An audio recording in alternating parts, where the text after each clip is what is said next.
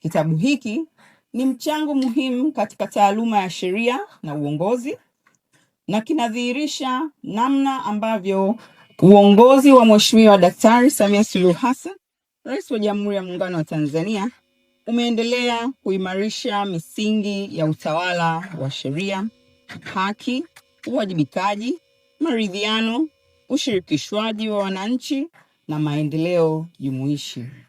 Ni jambo la kujivunia kuona wataalamu wetu wakitumia taaluma zao kufanya tafakuri na uchambuzi unaochangia kujenga hazina ya maarifa kwa vizazi vya sasa na vijavyo.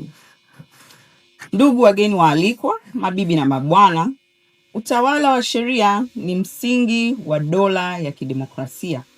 Haki na usawa mbele ya sheria, uwajibikaji wa viongozi na ulinzi wa haki za binadamu ni nguzo zinazowezesha maendeleo ya kisiasa, kiuchumi na kijamii.